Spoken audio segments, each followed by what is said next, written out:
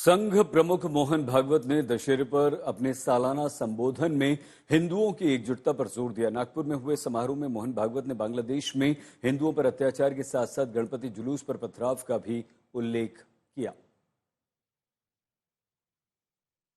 सुनिए मोहन भागवत।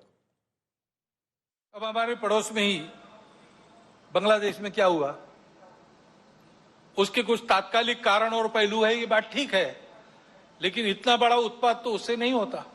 वो कारण उनकी चर्चा जिनका विषय है वो करें, परंतु दो बातें ध्यान में आती है। पहली बात है कि उस उत्पात के कारण वहां के हिंदू समाज पर जो अत्याचार बार बार होते हैं, उस परंपरा को फिर से दोहराया गया।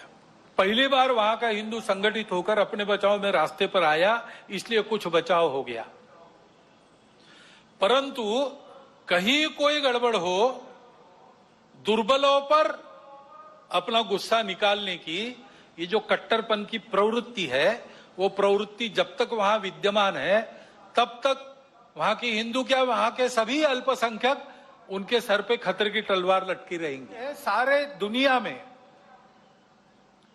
भारत की साख बढ़ी है, प्रतिष्ठा बढ़ी है। वसुधैव कुटुंबकम का हमारा विचार सबको स्वीकार्य है। हमारा योग सारी दुनिया में एक फैशन बनते जा रहा है, लेकिन केवल फैशन नहीं बन रहा है, उसका जो शास्त्र है, उसकी जो परिणाम है, उसको भी दुनिया स्वीकार कर रही है। पर्यावरण के बारे में हमारी अपनी जो दृष्टि है, वो आज सारी दुनिया में स्वीकार्य है।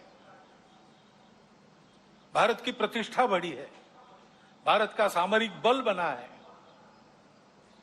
कई मामलों में देश आगे जा रहा है, और आगे ले जाने का प्रयास शासन के द्वारा, प्रशासन के द्वारा, देश के युवकों के द्वारा, वैज्ञानिकों के द्वारा, किसानों के द्वारा, जवानों के द्वारा, सबके द्वारा हो रहा है।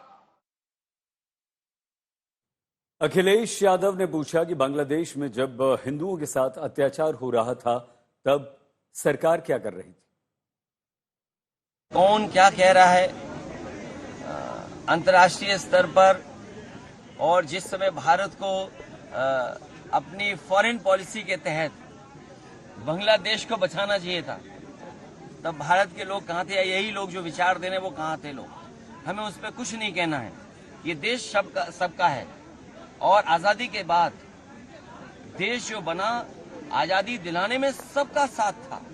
कोई ये कह सकता है कि आजादी दिलाने में किसका साथ नहीं था? हिंदू मुसलमान मिलकर के, सिख भाई मिलकर के लड़े हैं, और तब देश आजाद हुआ।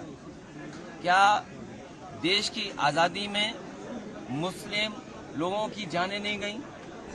उनके लोग क्रांतिकारी नहीं थे? जो हमें संविधान कहता है, वी द पीपल, हमें सब लोगों को बराबर समझना पड़ेगा, चाहे कोई विचारधारा हो। उनका कहना है कि सर उत्पात अंतर्राष्ट्रीय स्तर से भी मचाया जा रहा है। अरे आज बताओ, उत्तर प्रदेश में बीजेपी के मुख्यमंत्री से ज्यादा उत्पात कौन मचा रहा है? अखिलेश यादव के बाद कांग्रेस ने भी कहा है कि अच्छा है, संघ प्रमुख को अल्पसंख्यकों की चिंता है, लेकिन हमारे देश के अल्पसंख्यकों का भी उन्हें ध्यान रखना चाहिए। उनको बांग्लादेश से समझ में आया कि माइनॉरिटीज की क्या स्थिति होती है और माइनॉरिटीज को क्या करना चाहिए।